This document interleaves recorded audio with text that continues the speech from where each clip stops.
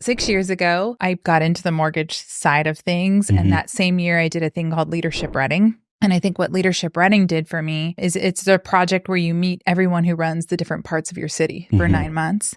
And for me, I went, oh, these are all people like me and I can do this too. It just changed a perspective for me. It was a paradigm shift. And so that's actually where I got into politics and realizing these are people and I can influence things. It's where I got into, that's the year we started Catalyst Mentoring with our friend Aaron Hayes and realized that to me, the way to change a city is to change it from the ground up. And that's from our children. Yeah. And by changing their lives, we can change the trajectory of an entire city and generation upon generation. Yeah. And so I got involved in those 3 things. And then I just started, getting involved in more and more. And then you learn where you have to tap out and where you have to start saying no. But I think those are the things that influenced me and that I started to see, like, what if I could get 20 other people to pick one thing they were passionate about?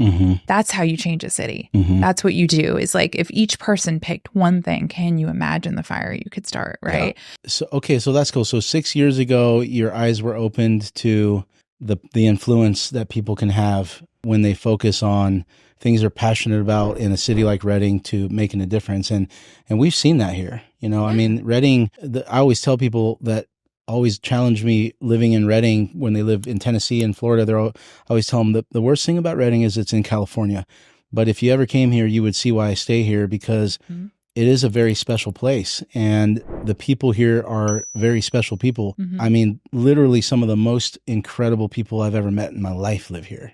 And I know you feel the same way. That's also because we've created a lot of relational equity. We're invested in these people, right? We have a common goal. Yeah. Like we have taken that time to know their story. We've taken that time to like see who they are. But yeah, and that same thing is how you realize, like, from the top to the bottom, these are people. So anything they can do, you can do. Yep. Like there's no stopping you. And I don't know. Yeah. So I agree. Reading has a very special place in my heart. I mean, I, moved here to raise my kiddos, but I wouldn't move anywhere either. We traveled. We did Arkansas. We did Kentucky. We did Tennessee, been to Florida. I remember. Spent time in Texas. Yeah. Actually, our friends, moving, by the way. I knew you weren't moving.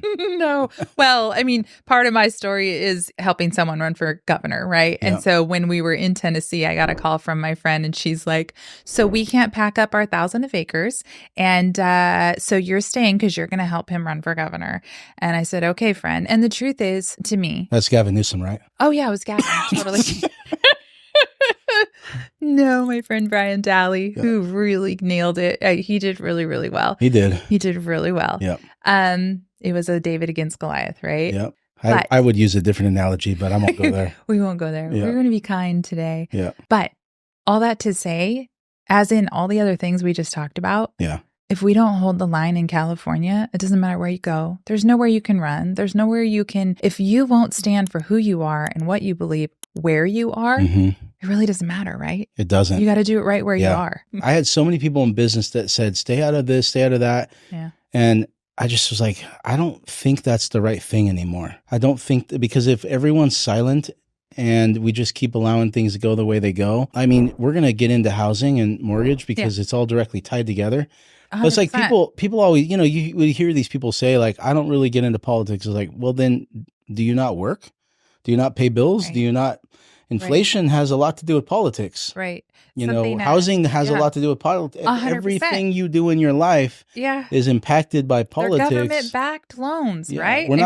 Totally. We're not talking about, you don't have to talk about the characters involved if you don't want to, but we have to talk about, like, what's happening right now in 2024, and I just got done having a conversation about it. It is unlike anything that we've ever seen. It isn't unlike anything that hasn't happened in history. No. Which is part of the reason why a lot of... History's cyclical. Totally, but it isn't something we've seen before. And I know for you and I know for me, like, part of our whole purpose is to try to help people wake up and see things. And a big part of that for us, because of what we do for a living, is helping people create wealth and using tools like a mortgage to do that.